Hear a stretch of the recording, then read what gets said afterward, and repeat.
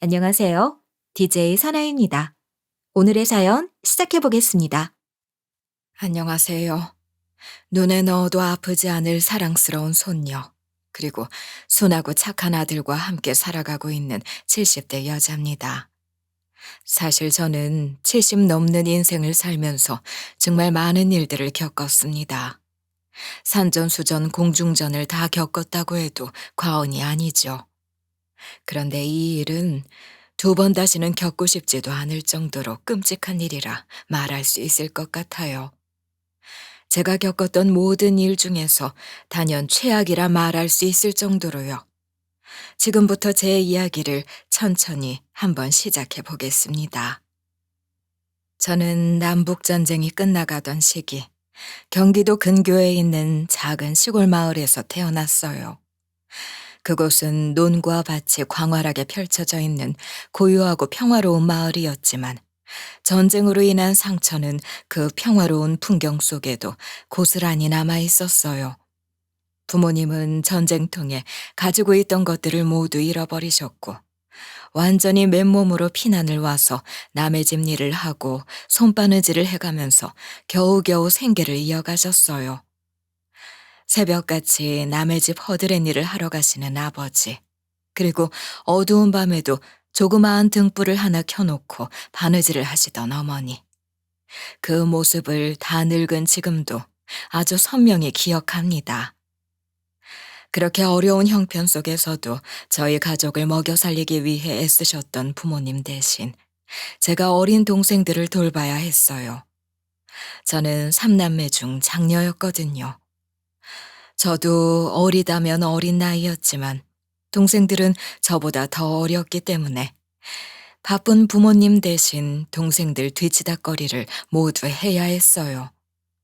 아침에 일어나자마자 동생들 먹일 밥을 짓고 동생들 얼굴을 닦여서 같이 학교에 가고 학교에 다녀오면 또 집안일을 하고 동생들을 챙기고 저의 일과 속에는 제가 없었습니다. 오직 가족만이 들어있을 뿐이었죠. 이런 저를 부모님은 마냥 안쓰러운 눈빛으로 바라보시곤 하셨어요. 우리 순이 미안해. 많이 힘들지? 아니에요, 엄마. 조금도 힘들지 않아요. 어차피 제가 다 해야 하는 일인걸요.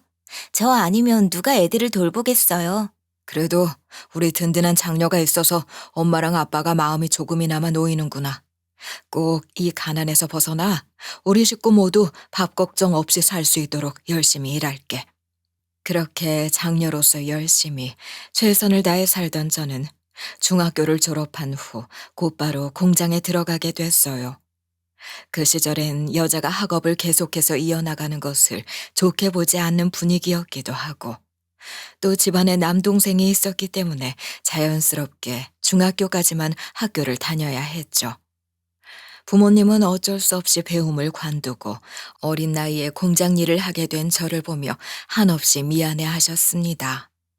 하지만 불가항력이라는 것이 있다는 것을 저도 알고 있었기에 그리고 제가 일을 하는 것이 집안의 살림에 조금이라도 보탬이 되었으면 하는 마음이 있었기에 학업을 멈추게 된 것에 전혀 불만이 없었어요. 17살이라는 나이에 봉제 공장에 여공으로 들어가 하루 14시간씩 재봉틀 앞에 앉아서 일을 하는 건 말 그대로 고역이었습니다. 점심시간대를 제외한 모든 시간 동안 움직일 수 없었기에 허리는 정말 끊어질 듯 아팠고 팔이며 어깨며 어디 하나 정상인 곳이 없었어요. 정말 천근만근이라는 말이 무슨 말인지 그 나이에 제대로 깨닫게 됐죠. 그렇게 고된 일을 마치고 기숙사로 돌아오면 저는 잠에 들기 전까지 꼭 작은 등을 켜놓고 책을 읽곤 했어요. 순이야, 넌 힘들지도 않니? 어떻게 14시간 동안 일을 하고 와서 또 책상에 앉아서 책을 읽을 수가 있어? 아무리 힘들어도 책은 꼭 한 권씩 읽고자의 직성이 좀 풀리더라고. 뭐랄까? 마음의 양식이 쌓이는 기분이랄까? 난 마음의 양식이 쌓이기는커녕 되려 졸리기만 하던데. 넌 참 대단하다, 얘. 얼른 자. 내일도 새벽 5시에 일어나야 하잖아.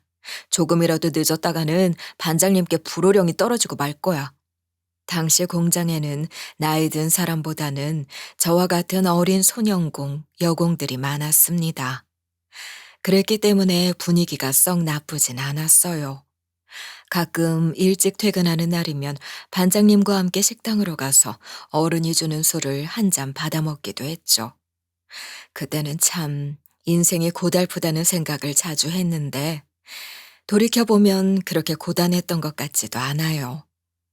17, 18, 19이 지나 성인이 된 이후에도 저는 계속 봉제 공장에서 일을 했어요. 한번 정이 들고 익숙해지기 시작하니 그만두는 것도 쉬운 일은 아니더라고요. 그렇게 일을 하던 저는 우연히 동료를 따라 교회에 나가기 시작했어요. 저는 원래 종교가 없는 사람이었는데 매일같이 성경을 읽고 밥을 먹을 때마다 기도를 올리는 동료를 보면서 호기심이 생겼거든요. 그런 단순한 마음으로 들른 교회에서 처음 남편을 만나게 됐어요. 그때 제 나이는 21였고 남편은 26살의 젊은 청년이었어요. 처음 만났을 때는 서로 조금 어색하게 인사를 나누는 것이 전부였습니다. 그런데 다음 주에도 그 다음 주에도 동료를 따라 교회를 나갈 때마다 그 사람이 눈에 보이는 거예요. 멀리서 지켜본 남편은 정말이지 건실한 청년이었습니다. 신앙심도 배려심도 참 깊은 사람이었죠.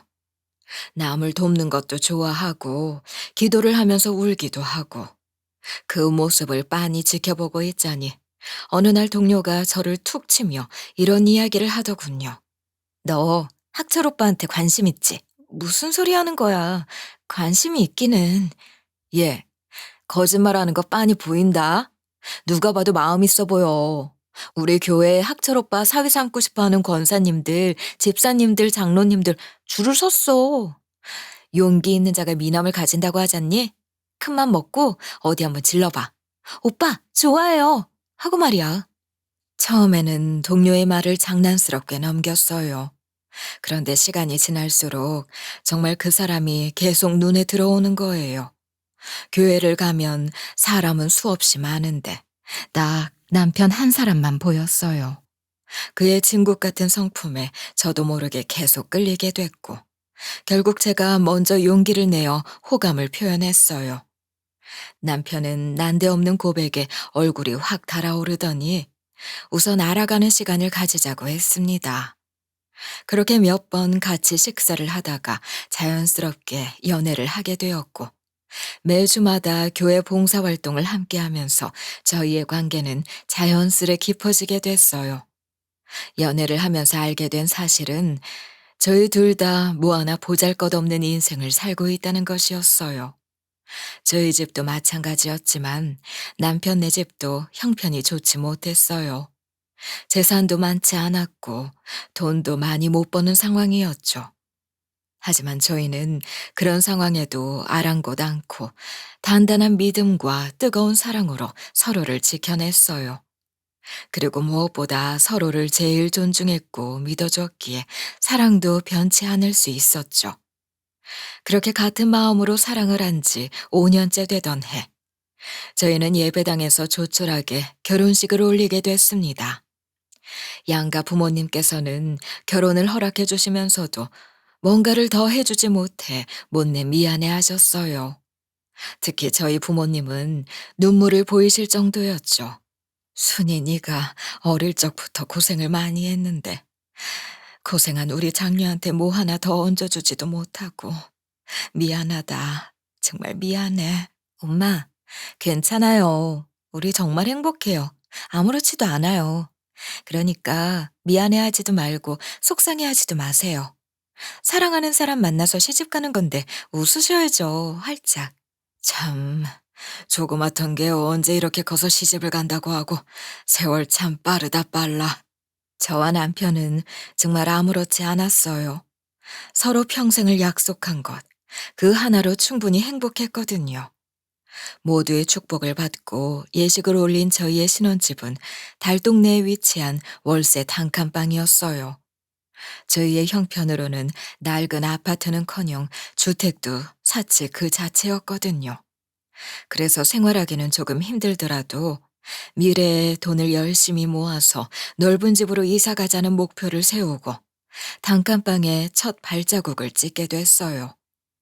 여름이 오면 억수같이 쏟아지는 비 때문에 집 안으로 밀려 들어오는 빗물을 바가지로 퍼내기 바빴고, 겨울에는 난방이 시도 때도 없이 고장나서 두꺼운 이불을 몇 겹씩 덮고 자야 했지만 저희는 아무렇지 않았고 더 열심히 살았어요. 언젠가 이 가난에서 벗어날 생각을 하면서 최선을 다해 일을 했죠. 그렇게 몇 번의 계절이 지나 제가 33이 되던 해, 저희 부부에게 소중한 생명이 찾아왔어요. 솔직히 당황스럽지 않았다면 거짓말이었어요. 저희의 상황에서는 도저히 아이를 낳고 살 수 없을 것 같았거든요. 월세 단칸방에 서로 입에 풀칠을 할 수 있을 정도로만 생계를 유지하고 있는데 어떻게 아이를 낳아 키울 수 있을까에 대한 걱정과 저와 남편 사이에 태어날 아이는 과연 행복하게 자랄 수 있을까에 대한 불안감이 동시에 밀려왔어요. 하지만 확인을 위해 병원을 방문해서 아이의 심장 소리를 처음 듣게 됐을 때, 그때 남편은 빛나는 눈으로 절 바라보며 이렇게 말해줬어요. 우리 이 아이 무슨 일이 있어도 꼭 지키자. 비바람이 몰아치면 방패막이가 되어주고 햇볕이 뜨겁게 내리쬐면 그늘이 되어주자. 정말 세상에서 가장 사랑받는 아이로 키우자, 여보. 응, 나도 그렇게 다짐했어. 우리 아기한테 세상을 선물해 주기로. 우리 정말 잘 키워보자, 여보. 저는 그날부로 공장 일을 곧장 그만두었고 집에서 할 수 있는 부업거리를 받아 일을 시작했어요. 스티커를 떼서 붙이는 일부터 인형 눈을 붙이는 일까지 모두 품이 많이 가는 일들이었지만 앉아서 할 수 있었기에 감당할 수 있었어요. 남편은 한 푼이라도 더 벌어보겠다며 신문 배달과 우유 배달을 병행했고 새벽부터 밤까지 쉴 틈 없이 일했어요. 저희 둘 다 피로가 잔뜩 쌓여서 눈 밑에 어둠이 짙게 깔렸지만 점점 뱃속에서 자라나는 아이를 보면서 힘을 얻었습니다. 시간이 흐르고 흘러 10달이 지났을 무렵, 유난히 눈이 많이 내리던 겨울밤, 저희 두 사람의 소중한 아이가 태어났어요. 작고 따뜻한 생명이 우렁찬 울음소리를 내면서 제 품에 안겼을 때 세상의 모든 기쁨이 몰려왔어요. 저희 부부는 눈에 넣어도 아프지 않을 아들을 보며 마음속으로 또 한 번 다짐했습니다.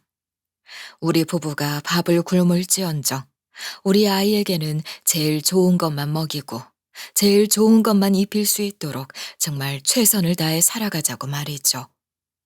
무엇보다 아들만큼은 저희처럼 살게 하고 싶지 않았습니다. 정말 행복한 환경에서 아무 걱정 없이 건강하게 잘 자랄 수 있도록 해줘야지. 그게 저희 부부의 작은 바람이었어요. 다행히 저희의 바람대로 아들은 아픈 곳 없이 건강하게 잘 자라줬고 밝고 호기심 많은 아이로 성장했어요. 게다가 성격도 모난 구석 하나 없이 착하기만 했고 따로 학원이나 과외를 시킨 것도 아니고 책 몇 권을 사줬을 뿐인데 공부도 곧잘 해냈습니다. 시험만 치면 매번 성적 우수상을 타오기 바빴죠. 저도 남편도 썩 공부를 잘한 편이 아니었는데 희한하다 싶었습니다. 누구보다 건강하고 씩씩하게 잘 자라준 아들은 시간이 지나 서울의 유명한 대학을 졸업한 후 네로라 하는 중견기업에 첫 입사를 하게 됐어요. 첫 월급을 받은 날에는 저와 남편에게 각각 멋진 선물을 해주기도 했습니다. 남편에게는 고급 맞춤 정장을, 저에게는 고운 구두 한 켤레와 가방을 선물해 줬어요. 저는 항상 아끼고 사는 것이 습관이 되어서 밑창이 다 해져버린 운동화를 신고 다니곤 했는데 아들이 그걸 기억하고 있었던 거죠. 아이고, 이제 막 돈 벌기 시작한 녀석이 이렇게 비싼 걸? 엄마는 아무거나 신고 다녀도 되는데. 항상 아버지 빗바랜 양복이랑 어머니 신발 보고 마음이 많이 쓰였어요. 언젠가 내가 정말로 제대로 된 직장에서 일을 하게 되면 꼭 아버지 양복 한 벌 제대로 맞춰드리고 어머니 신발 한 켤레 제대로 된 거 사드려야지 생각하고 있었는데 이런 날이 오게 돼서 정말 기뻐요. 우리 아들 속도 참 깊지. 열아들 안 부럽다. 이거 다 찢어질 때까지 입고 다닐게. 정말 고맙다 아들. 엄마도 고마워 현우야. 정말 잘 신고 다닐게. 아들의 그 따뜻한 마음 씀씀이에 어찌나 뭉클해지던지요. 마냥 어리게만 봤던 아들이 이렇게 어른이 되었구나 싶어 눈물이 핑 돌았어요. 성인이 되어서도 똑부러지고 성실했던 아들은 신입사원임에도 불구하고 업무 능력을 인정받았고 입사한 지 1년도 채 되지 않아 상사의 신뢰를 얻어 중요한 프로젝트를 맡기도 했어요. 회사에서는 능력 있는 젊은 사원으로, 그리고 집에서는 살갑고 정 많은 아들로서의 역할을 잘 해내던 아들에게 딱 한 가지 아쉬웠던 것이 있었습니다. 바로 연애만큼은 전혀 관심이 없었다는 것이었어요. 인물이라면 어디 내놔도 빠지지 않는 아들이 연애나 결혼에는 큰 관심이 없는 것 같아 그 부분이 조금 아쉬웠죠. 얘 현우야, 네 주변에 좋은 사람이 없니? 엄마는 네가 일을 하는 것도 좋지만 사랑도 좀 해봤으면 좋겠는데. 우리 어머니 며느리 보고 싶으시구나? 그런데 전 아직까지는 일이 너무 좋아서요. 나중에 때가 되면 꼭 소개시켜 드릴게요. 그런데 어느 날 뜬금없이 아들이 집으로 예쁘장한 아가씨 한 명을 데리고 들어온 겁니다. 저희 부부에게는 이런 방구 말 한마디 없이 말이죠. 그런데 그 아가씨를 딱 보자마자 아들이랑 결혼할 상대로구나 하는 생각이 확 들더군요. 단아한 분위기를 풍기던 그 아가씨는 아니나 다를까 아들의 여자친구였어요. 그와 동시에 아들이 결혼하고 싶어하는 사람이기도 했죠. 아들은 그 어느 때보다 진심 어린 목소리로 저희 부부의 눈을 바라보며 말을 꺼냈습니다. 어머니, 아버지, 저 이 사람과 결혼하고 싶어요. 저한텐 정말 소중한 사람이에요. 저의 닫혀있던 마음을 열게 해준 사람이라 평생 함께하고 싶어요. 어머나, 우리 아들이 이런 말도 서슴없이 할 줄 알았네. 엄마는 두말할 것 없이 찬성이지. 여보, 당신은 어때요? 아, 말해 뭐해? 우리 하나뿐인 아들이 결혼을 하고 싶다는데 당연히 찬성을 해줘야지. 아가씨, 우리 현우한테 꼭 잘해달라고 해요. 녀석이 참 야무지긴 한데 연애는 한 번도 안 해봐서 쑥맥 기질이 좀 있거든. 네, 맞아요. 가끔 조금 서툰 부분이 있어서 그 부분은 제가 리드하고 있어요. 결혼 허락해주셔서 감사합니다. 아버님, 어머님.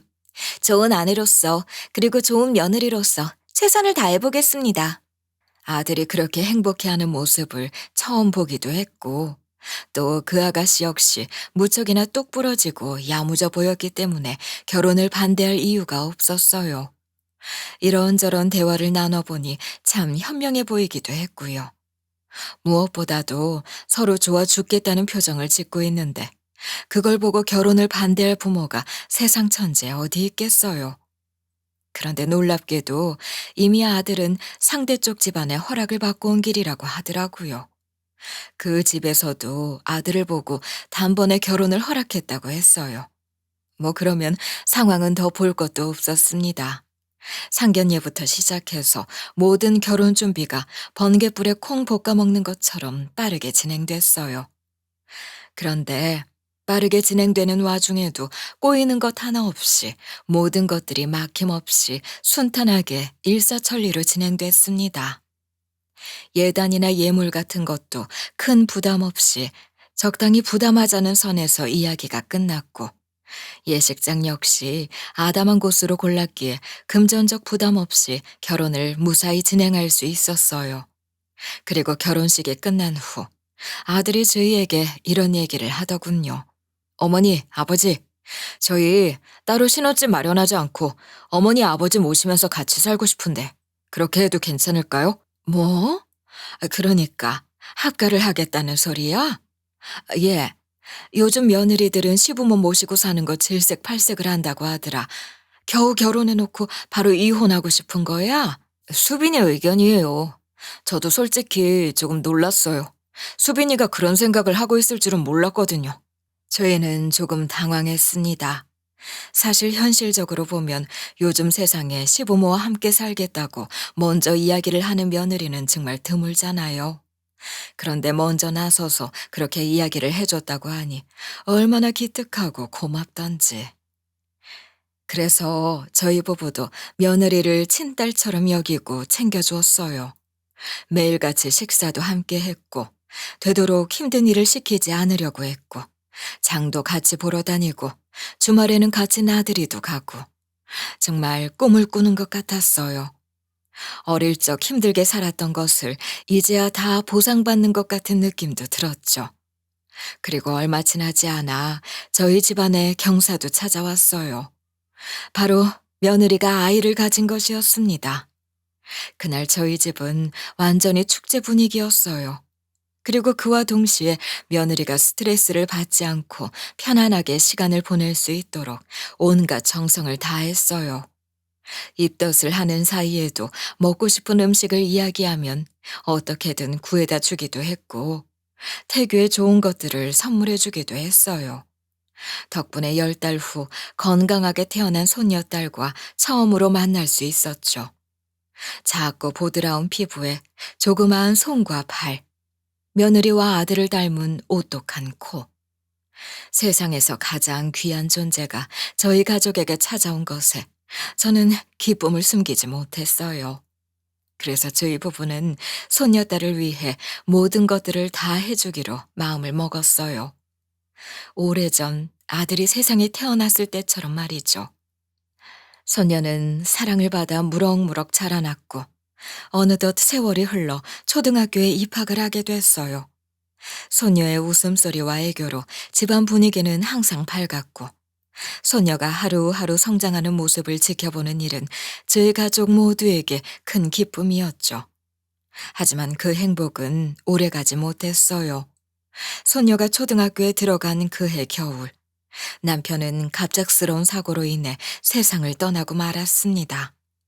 그날은 아직도 기억에서 지워지지 않아요. 구급차가 도착했을 때 남편은 이미 의식이 없었고 병원에서도 끝내 깨어나지 못했어요. 하늘이 와르르 무너져 내리는 것 같았습니다. 남편이 없는 하루를 단 한 번도 생각해 본 적이 없었는데 이렇게 마음의 준비를 하지 못한 채로 남편을 보내야 한다는 사실을 도저히 믿을 수 없었죠. 아이고 여보. 이렇게 나랑 애들만 남겨두고 떠나는 게 어딨어. 평생 고생만 하다가 이제 겨우 살만해졌는데 그 행복 다 누려보지도 못하고 이게 뭐냐고. 할머니, 할아버지 어디 가셨어요? 엄마, 할머니는 왜 우시는 거야? 주아야, 조용히 해. 엄마한테 와. 작별이라는 것이 뭔지 알 턱이 없었던 손녀는 장례를 치르는 내내 남편의 행방을 물었고 저는 거의 반쯤 정신이 나간 채로 모든 절차를 마치고 집으로 돌아왔어요. 침대 옆이 허전했습니다. 분명 집에 왔는데 집에 온 것 같지가 않았어요. 절망이라는 감정이 뭔지 그때 처음으로 느낄 수 있었습니다. 저는 한동안 우울함과 무력감에 침대에서 일어나지 못했어요. 끼니도 거른 채 하염없이 이불을 덮어쓰고 울기만 했죠. 그렇게 하염없이 시들어가는 저를 며느리는 정말 살뜰하게 챙겼습니다. 죽을 끓여와서는 입에 직접 죽을 떠먹여주기도 하고 소녀는 힘들어하는 제 앞에서 애교를 피우고 재롱을 떨어주기도 했어요. 그래도 그 덕분에 저는 다시 조금씩 일어설 수 있었습니다. 계속 우울해하고 슬퍼하고 있는 것을 하늘에 있는 남편이 바랄 것 같지도 않았고 말이죠. 그리고 그 무렵부터 며느리가 조금씩 이상한 질문을 던지기 시작했어요. 어머님, 혹시 아버님이 남기고 간 유산 같은 거 없으세요? 아님 유언장이라도 뭐 미리 남겨놓고 간 거 없으시고요? 우리는 원체 가난하게 살았어서 유산이고 뭐고 할 것도 없어. 유언장 같은 것도 안 써놨고. 그런데 갑자기 그런 건 왜 물어보니? 아니요. 그냥 요즘은 다들 유언장을 미리 작성해 놓으신다고 하시더라고요. 그래서 혹시나 싶은 마음에 여쭤봤던 거예요, 어머님. 이런 말을 하는가 하면 제가 거실로 나가면 통화를 하고 있다가도 소스라치게 놀라면서 전화를 확 끊어버리는 등 누가 봐도 수상해 보일 법한 행동들을 하기 시작했어요. 그리고 어느 날은 뜬금없이 인감 도장이나 통장이 보관되어 있는 위치를 물어보기도 하더군요. 그런 건 당연히 알려주면 안 된다고 생각해서 당연히 위치를 알려주지는 않았지만 어딘가 모르게 찜찜한 기분이 들었어요.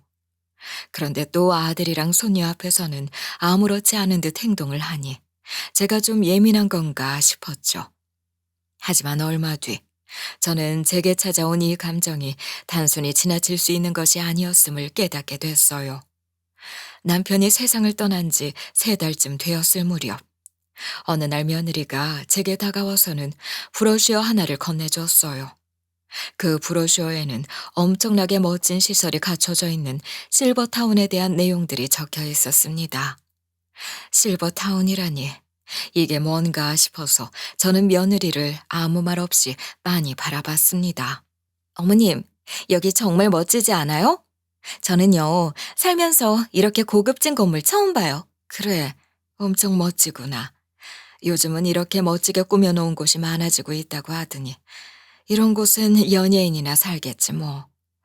근데 이건 왜 나한테 보여주는 거니? 놀라지 마세요, 어머님.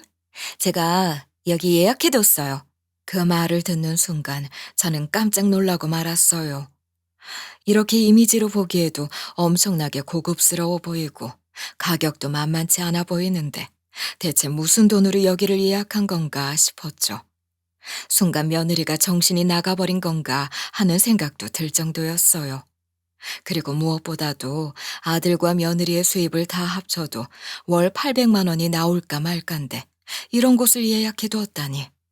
게다가 저는 지금 버젓이 살고 있는 집이 있고 거동도 불편하지 않은데 무슨 실버타운에 들어가라는 건지. 어떤 상황도 이해가 되지 않았어요.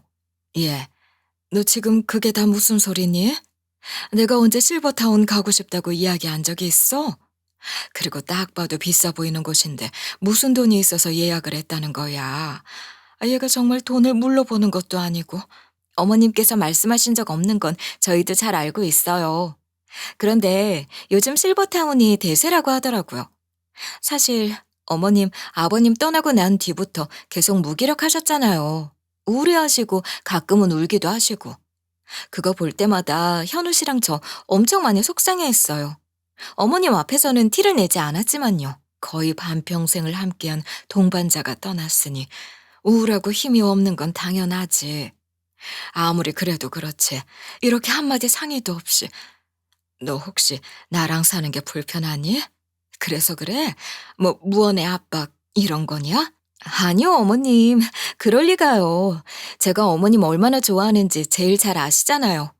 그냥 어머님이 더 좋은 환경에서 누릴 거 다 누리시면서 또래 친구분이랑 이렇게 이야기도 좀 나누시고 더 이상 슬퍼하시거나 속상해하는 게 아니라 멋지고 럭셔리한 노년을 보내시기를 바래서 현우 씨랑 상의 끝에 결정했어요. 저를 생각해준 며느리와 아들의 마음은 10분 이해를 했지만 그래도 상의 한마디 없이 이렇게 통보식으로 이야기를 하는 건 좀 아니지 않나 하는 생각을 했어요. 한참 동안 고민을 하던 저는 그날 저녁 퇴근을 하고 돌아온 아들에게 조심스럽게 말을 꺼냈습니다. 오늘 어멈이 실버타운에 대한 이야기를 하더라. 솔직히 조금 당황스러웠는데 너랑 이야기가 다 된 거라고 해서 진짜 날 거기에다가 보낼 생각이니? 아, 제가 먼저 말씀드리려고 했는데 집사람이 먼저 이야기를 했나 보네요. 맞아요. 저희끼리 이야기를 나누고 결정했어요. 무엇보다 어머니가 제일 편하고 행복하실 수 있는 방향으로 결정한 거예요. 저희는 어머니의 행복이 가장 우선이라서요. 예. 아무리 그래도 너는 나한테 이야기를 먼저 하던가 하지 않고 너희끼리 이 중요한 사안을 결정하고 통보해버리면 어떡하니? 난 집에서 지내는 게 훨씬 편한데. 어머니, 아버지 가시고 나서 부쩍 기운 없어지신 게 보여요. 살도 많이 빠지셨고 가끔씩 우울해하시면서 눈물도 흘리시잖아요. 제가 모르는 것 같아도 다 알아요. 솔직히 자식으로서 며느리로서 그렇게 힘들어하시는 모습 보고 있기도 힘들고 저희로서도 할 수 있는 일을 한 거예요. 그리고 그 사람이 먼저 제안했어요. 날 실버타운으로 보내자고. 어머니가 다시 예전처럼 기운도 되찾고 행복해 하시는 모습을 보고 싶대요. 요즘 어르신들 실버타운에서 노년 많이 보내신다고 하니 거기서 어머니가 하고 싶으신 것도 다 하시고 여유도 좀 누리셨으면 좋겠어요. 또 예전처럼 마음 편하게 막 웃으시기도 하면서요. 아들의 말을 들으니 절로 한숨이 나왔어요. 제가 남편이 떠나고 참 많이 힘들어하기는 했나 보다 싶더라고요. 오죽하면 아들과 며느리가 그런 생각을 했을까 해서 스스로를 또 한 번 돌아보게 됐어요. 그렇게 수십 번, 수백 번 고민한 끝에 저는 실버타운에 들어가기로 마음을 먹었어요. 그리고 아들과 며느리에게 그 뜻을 전했을 때 아들과 며느리는 무척이나 기뻐했고 적어도 일주일에 2번씩은 꼭 찾아오겠다고 손가락을 꼭 걸고서 약속까지 해줬어요. 며칠 후 실버타운에 입소를 하는 날이 되었고 며느리가 차로 데려다 주겠다며 차 트렁크에 짐을 함께 실었어요. 그런데 출발 직전 소녀가 제 손을 꼭 잡고서 이렇게 이야기를 하는 겁니다. 할머니, 나도 같이 가고 싶어요. 같이 갈래요. 네? 엄마 금방 다녀올 거야. 그러니까 그냥 집에 있어. 할머니, 따라갈래요. 네? 아이고, 우리 이쁜 공주. 그래, 할미랑 같이 가자. 저는 손녀의 손을 꼭 잡고 차에 올라탔고 그렇게 실버타운으로 향했습니다. 그런데 웬걸요? 차가 달리면 달릴수록 점점 고급진 실버타운이 있을 법한 도시는커녕 점점 이상한 길로 빠지는 것 같다는 느낌이 들었어요. 그러니까 고급 단지면 고급진 느낌이 나야 하는데 전혀 그런 느낌이 나지 않았고 논과 밭이 보이고 풀이 보이고 그러는 겁니다. 그래서 저는 혹시라도 길을 잘못 들고 있나 싶은 마음에 며느리에게 조심스럽게 물었어요. 예, 지금 어디로 가고 있는 거니? 내비게이션 잘 보고 가는 거 맞니? 혹시 길 잘못 든 거 아니야? 아유, 아무리 봐도 여긴 아닌 것 같은데. 아니에요, 어머니. 조금만 있으면 도착해요. 여기가 길이 워낙에 좀 험한 편이어서요. 원래 좋은 곳은 구석에 있는 법이라고 하잖아요. 전 이때까지만 해도 며느리의 말을 철석같이 믿고 있었어요. 그런데 막상 차가 멈춰서고 도착한 곳은 브로슈어에서 본 고급진 주택이 아닌 허름한 건물이었습니다. 흡사 오래된 폐정신병원 같은 느낌이 들었죠. 을씨년스러운 모습에 온몸에 소름이 쫙 돋을 정도였어요. 게다가 뒤에는 산이 있어서 산벌레들이 마구 들끓고 있었죠. 아가, 내가 아까 말했던 대로 아무래도 잘못 찾아온 것 같다. 브로슈어로 봤던 곳이랑은 완전히 다른 곳인 것 같은데 주소가 맞는지 다시 한번 확인해야 하는 거 아니니? 죄송한데 여기 맞아요, 어머님. 저희 제대로 잘 찾아왔어요. 뭐? 아, 아니, 그런데 여기는 내가 본 곳이랑 완전히 다른데 왜 그러세요, 어머님? 마음에 안 드세요? 이 정도면 어머님한테는 되게 호화로운 호텔급이라고 생각하는데요. 아닌가요? 저는 순간 뒤통수를 한 대 세게 얻어맞은 느낌이 들었어요. 저게 정녕 며느리 입에서 나온 말이 맞나 싶을 정도였죠. 머리가 멍해졌고 귀에는 아무런 소리도 들리지 않았어요. 사실 기대를 하고 온 건 아니었지만 아들과 며느리가 절 위해 마음을 써줬다는 것 자체가 고마웠는데 그 고마움이 순식간에 사라져버렸어요. 그렇게 짐가방 하나만 들고 넋 빠진 사람 마냥 멍하니 서 있기만 하던 그때 소녀가 제 손을 붙잡고 있던 것을 놓고 며느리에게로 달려가 큰 소리로 호통을 치는 거예요. 엄마, 이게 대체 뭐 하는 짓이야? 뭐? 엄마한테 뭐 하는 짓이냐니? 그게 무슨 말버릇? 제발 정신 좀 차려. 정신 좀 차리라고. 그러고는 울면서 며느리의 얼굴을 양손으로 연거푸 때리기 시작했어요. 며느리는 깜짝 놀라 뒤로 물러서다가 넘어지고 말았고 저는 손녀를 말릴 새도 없이 그 장면을 눈앞에서 지켜봐야 했어요. 대체 손녀가 왜 저런 행동을 하는지 그 순간에는 알 수가 없었어요. 며느리는 그 어떤 행동도 하지 못하고 속수무책으로 손녀에게 얼굴을 얻어맞고만 있었어요. 솔직히 말해서 충분히 당황스럽긴 했을 거예요. 소녀는 평소에 말 한마디 한마디를 하는 데에도 정중히 예의를 갖추었고 애교가 철철 넘치는 사랑스러운 아이였거든요. 그런 소녀가 본인에게 달려들어 저렇게까지 분노를 표출할 줄은 꿈에도 생각하지 못했을 겁니다. 하지만 저는 소녀를 말리지 않았어요. 며느리가 이렇게 나올 거라는 걸 어느 정도는 알고 있었거든요. 어떻게 예측을 했는지 다들 궁금하실 겁니다. 이 일이 일어나기 2주 전쯤, 그날도 여느 때와 다를 바 없이 씻고 잠자리에 들려고 하는데 갑자기 소녀가 방에서 나와 제 옷을 잡아당기는 겁니다. 할머니, 저 할머니한테 할 말이 있어요. 아이고, 그래. 우리 강아지. 할미한테 무슨 할 말이 있길래 이 시간까지 안 자고 기다리고 있었을까? 소녀는 제 옷자락을 만지작거리며 한참을 망설였고 저는 소녀가 이야기를 편히 꺼낼 수 있도록 차분히 기다려줬어요. 그리고 한 2분 정도가 지났을까. 소녀는 용기를 내어 제게 이야기를 시작했습니다. 그런데 소녀의 입에서 나온 말은 가히 충격적이었어요. 며느리가 요즘 들어 이상해졌다는 말과 함께 자꾸 아들이 아닌 누군가와 은밀하게 통화를 하면서 사랑한다는 이야기를 하고 또 재산을 확보했다 이런 이야기를 하더라는 겁니다. 저는 이야기를 듣는 내내 심장이 떨렸고 정신이 아득해지는 기분이 들었어요. 소녀가 거짓말을 하고 있다는 생각은 조금도 하지 않았습니다. 제게 거짓말을 할 이유도 없었을 뿐더러 어린아이들의 기억은 어른보다 선명하고 정확하다고 하잖아요.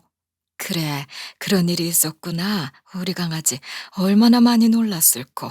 혹시 몰라서 휴대폰으로 엄마가 그 아저씨랑 통화하는 영상을 촬영해뒀어요. 아빠가 예전에 동영상 촬영을 하는 걸 알려줬거든요. 소녀가 촬영한 영상을 재생하자 며느리의 웃는 모습이 보였어요. 그리고 아주 있는 대로 비음을 흘리면서 누군가와 통화를 하고 있었죠. 이 돈이면 우리 하고 싶은 거 다 할 수 있어. 재산 확보도 다 끝났겠다. 이제 조만간 우리의 시대가 펼쳐지게 될 거야. 라는 대화 내용이 영상에 고스란히 담겨 있었습니다. 그 말을 듣고 등골이 오싹해지는 것을 느꼈어요. 사실 며칠 전 며느리가 저에게 다가와 실버타운에 가 있는 동안 재산을 자신들이 관리하겠다는 이야기를 했거든요. 사실 제 통장에는 남편과 평생 동안 일을 해서 돈을 벌고 나름 주식으로 재산을 불린 돈 5억이 들어 있었어요. 원체 젊은 시절을 가난하게 살아온지라 큰 돈이 있어도 쓸 생각을 하지 않았고 제가 세상을 떠나게 되면 이 돈 모두를 아들에게 물려줄 생각이었어요. 근데 며느리가 먼저 와서 이런 이야기를 꺼내는 것이 조금은 찝찝하긴 했어요. 이야기를 해도 아들이 와서 말을 해야지. 왜 며느리가 와서 이야기를 하는지 이해가 가지 않았죠. 설마 제게 거짓말을 하는 걸까 싶어 노파심이 들어 조심스럽게 며느리에게 물어봤어요. 혹시 이거 단순히 네 의견만은 아닌 거지? 현우랑 이야기는 다 된 거니? 아, 당연하죠, 어머님. 제가 그이랑 협의도 안 됐는데 이렇게 이야기를 할 리가 없잖아요. 정 기분이 찜찜하시면 현우 씨한테 물어보셔도 돼요. 며느리는 나름 명쾌한 대답을 해주었지만 제 마음속에는 자그마한 의심의 불씨가 피어올랐어요. 그래서 혹시나 하는 마음에 아들에게도 물어보니 정말 아들과도 협의가 다 된 내용이라고 하더라고요. 제가 실버타운에 들어가 있는 동안에는 자기네들이 모든 것을 관리하겠다며 저는 아무 걱정 없이 누릴 것들을 다 누리면서 편하게 쉬면 된다는 식으로 이야기를 하는 통에 찜찜한 마음 10%를 안고서 아들과 며느리에게 저의 모든 것을 맡기기로 했어요. 아니나 다를까 저의 10%가 딱 맞아 떨어진 것이었습니다. 그리고 며느리는 애초에 절 실버타운에 모실 생각이 없었습니다. 순진한 아들도 속여먹을 생각이었던 것 같았죠. 아마 절 이렇게 허름한 곳에다가 보내놓고 아들이 면회를 가자고 하면 심각한 표정으로 요리조리 빠져나갈 구멍을 찾아다녔을 것이 뻔할 뻔짜였어요. 이를테면 면회가 불가능하다고 말을 한다든지 아니면 다음에 같이 가자고 한다든지 이런 식으로 슬슬 아들을 구슬리다가 아들과 이혼을 할 목적이었던 것 같아요. 저는 며느리가 절 기만한 것에 대해 어떻게 해결을 해야 할까 곰곰이 생각했습니다. 그리고 손녀에게 벼랑간 기습을 당하고 나서 씩씩거리는 며느리에게 다가가 단호한 표정으로 이렇게 말했어요. 넌 내가 아무것도 모르는 줄 알겠지만 난 네가 무슨 행동을 했는지 모든 것들을 다 알고 있다. 참, 아이 엄마가 돼가지고 부끄럽지도 않니? 손바닥으로 하늘을 가릴 수 있을 거라고 생각했어? 아, 어머님, 다 알고 계셨나 보네요. 어떻게 하셨대요? 대단하셔라. 아, 오히려 잘 됐네요. 그 말인즉슨 제가 굳이 더 이상 연기를 하지 않아도 된다는 거니까요. 야무지기만 할 줄 알았던 며느리의 실체를 보니까 어떠세요? 내가 경고하는데 오늘 네가 이렇게 막무가내로 행동한 거 그거 나중에 다 후회하게 될 거다. 지금이라도 미안하다고 용서를 빌면 현우한테는 굳이 이야기하지 않으마. 정말 죄송하지만 제 인생에 후회라는 단어는 없어서요. 후회를 해도 어머님이 하시게 되겠죠. 제가 아니라. 그리고 현우 씨한테 이야기하셔도 돼요. 어차피 이혼할 생각이었으니까 어머님께서 말씀해 주시면 더 편하겠네요. 뭘 믿고 저렇게 뻔뻔하게 나오는 건지 아무래도 믿는 구석이 있는 것 같아 보였어요. 그래서 저는 더 이상 대화를 나누는 걸 포기하고 손녀의 손을 꼭 잡고 바로 택시를 타고 집으로 돌아갔습니다. 그리고 돌아가서는 차 안에서 아들에게 전화를 걸어 지금까지 일어난 모든 사실을 알렸어요.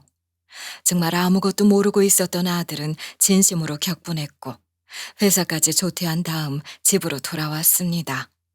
알고 보니 아들은 며느리의 화려한 언변에 속아 저의 통장과 인감 도장을 맡겨둔 상황이었고 혹시나 돈을 빼가지 않았나 싶어 통장을 확인해 보니 이미 많은 금액이 다른 통장으로 빠져나가 있는 것을 확인할 수 있었어요. 한두 푼도 아니고 무려 5억이라는 금액이 사라져 있더군요. 아들과 며느리만 덥석 믿고서 모든 것을 맡겼던 저의 잘못이었어요. 하지만 이제는 알았으니 이제부터라도 바로잡으면 될 일이었습니다. 아니, 오히려 잘 됐다고 생각했어요. 제 통장에서 큰돈이 빠져나간 거니 오히려 며느리가 처벌을 받을 수 있는 명확한 증거가 생긴 셈이었죠. 그래서 저희는 곧장 은행에 찾아가서 해당 계좌를 며느리가 악용했다는 사실을 알렸고 계좌 거래정지 신청을 했습니다. 그런데 이미 통장 비밀번호까지 변경을 해둔 상태라 은행 직원분이 상황을 인지하고 유도리 있게 처리를 해줬어요. 그리고 그 길로 곧장 법률사무소를 찾아가서 자문을 얻었습니다. 상담을 받아보니 이 부분은 명백한 범죄 행위로서 형사고소를 할 수 있고 이혼 사유로도 아주 타당하다고 하더라고요. 이혼 소송 걸겠습니다. 전 이런 사람이랑 도저히 한 집에서 같이 살 수 없을 것 같아요. 형사상 고소랑 이혼 소송까지 같이 진행하겠습니다. 네, 알겠습니다. 당연히 양육권도 본인이 가지고 오실 거죠? 네. 저렇게 범법 행위를 태연하게 하는 사람에게 저희 딸을 맡길 수 없어요. 제가 가지고 올 수 있도록 해주세요. 무슨 수를 써서든 꼭 무거운 벌을 받을 수 있게 해주세요. 아직 손녀가 어렸기 때문에 이혼에는 유예기간이 있을 거라는 사항을 전달받았고 아들은 굳게 마음을 먹었습니다. 저는 순진하게 속아 넘어가지 않을 것이고 오직 저와 딸을 위해서 이 싸움에 몸을 던지겠다는 각오를 했어요. 그리고 손녀 또한 저희와 함께 살고 싶다는 의사를 명백히 밝혔습니다.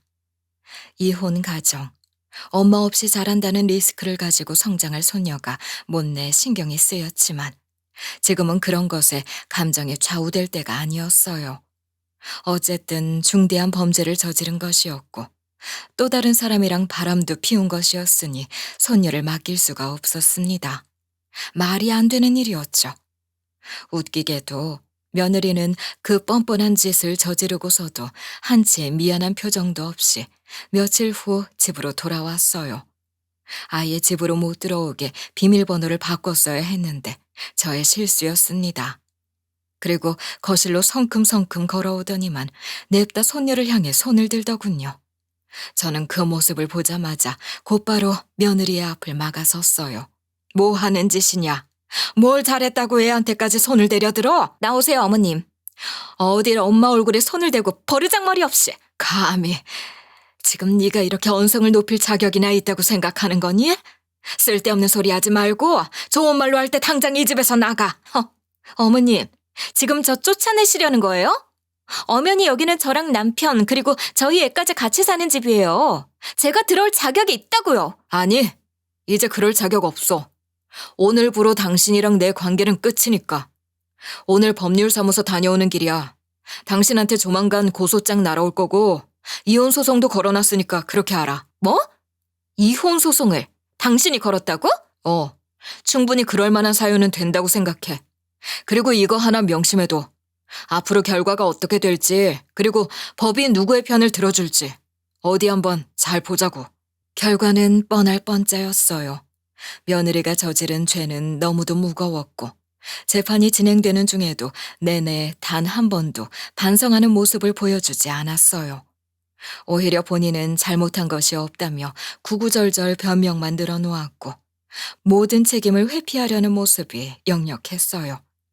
결국 법원은 그녀에게 집행유예 없이 곧바로 징역 2년을 선고했어요. 알고 보니 사돈댁도 며느리의 범죄 행위들을 아름아름 다 알고 있었지만 입을 꾹 닫고 있었다는 것이 법정에서 새롭게 밝혀지게 되면서 형이 그렇게 확정된 것이었죠.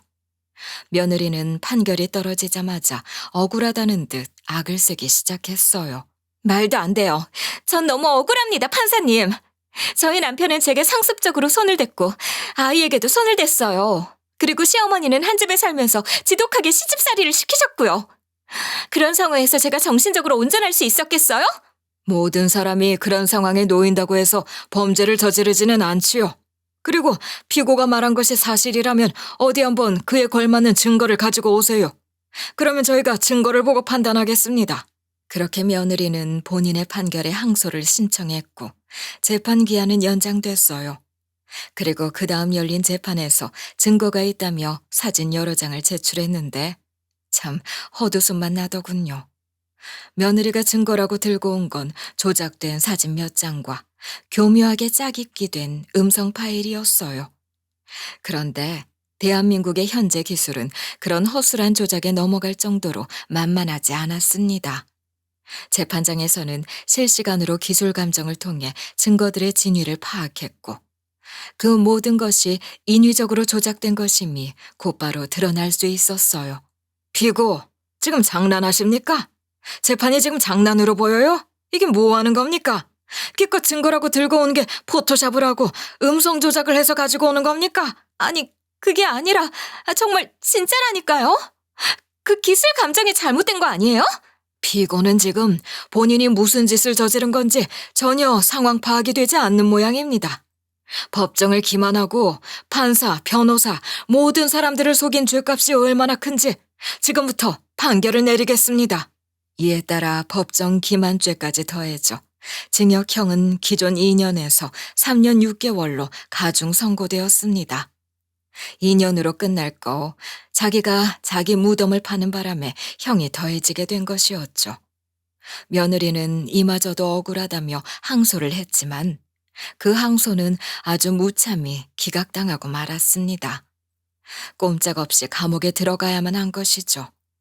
이미 며느리는 구속 상태였기 때문에 법정에서 바로 끌려나갔는데 끌려나가는 순간 저희를 향해 아주 험한 말을 거침없이 내뱉었어요. 하지만 저와 아들은 눈 하나 깜짝하지 않았습니다. 전혀 위협이 되는 게 없었거든요. 그리고 양육권은 너무나 당연하게도 아들에게로 넘어왔어요. 전 며느리는 감옥에 가게 되었으므로 보호자 자격이 있는 사돈댁이 다달이 150만 원의 양육비를 보내주는 것으로 사건은 마무리가 됐어요. 양육권도 가지고 왔고 며느리도 제대로 처벌을 받게 됐지만 아들은 이 일로 정말 큰 충격을 받았어요. 어머니, 죄송해요.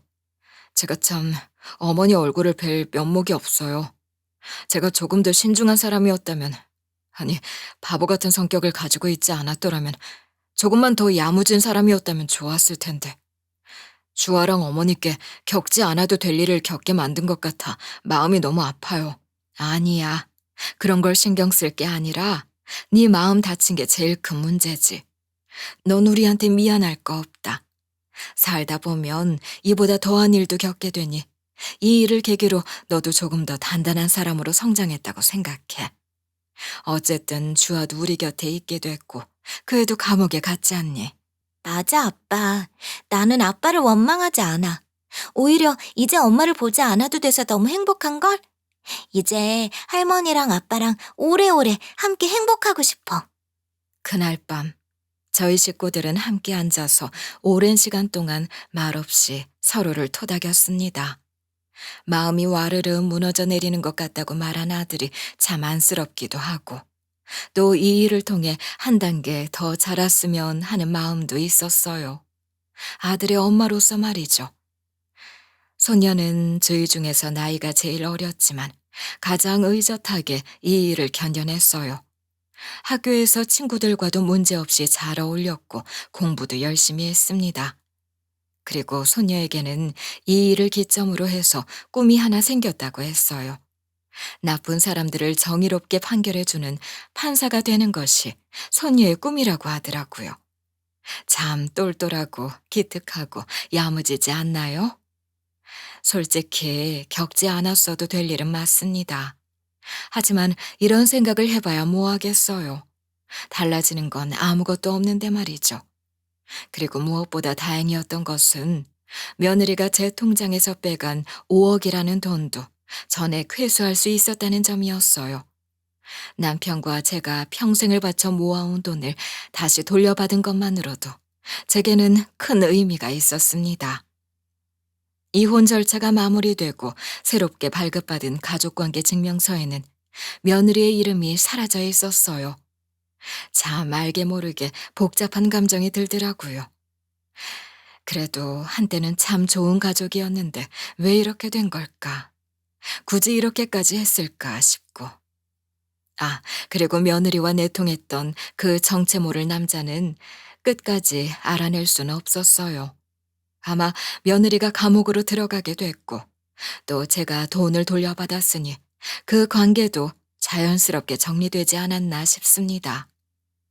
그 일로 인해 받게 된 상처가 하루아침에 아물진 않았지만 저희는 서로를 응원하면서 조금씩 다시 일어서기 시작했어요.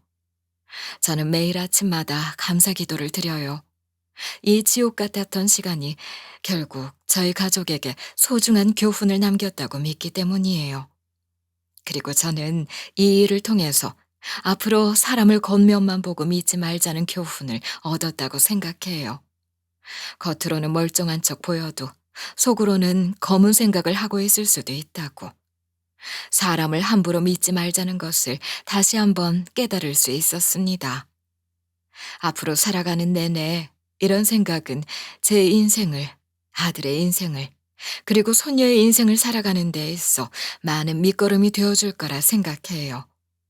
앞으로 저희 가족은 여태 살아왔던 것보다 더 행복하고 건강하게 살아갈 생각입니다. 소녀가 대학을 가고 시집을 가서 아이를 낳을 때까지 열심히 한번 살아가 볼게요. 저의 길고 긴 사연을 끝까지 들어주신 분들에게 감사 인사를 드리며 마무리하겠습니다. 무더운 여름 더위 조심하시고 건강 챙기시기를 바라요.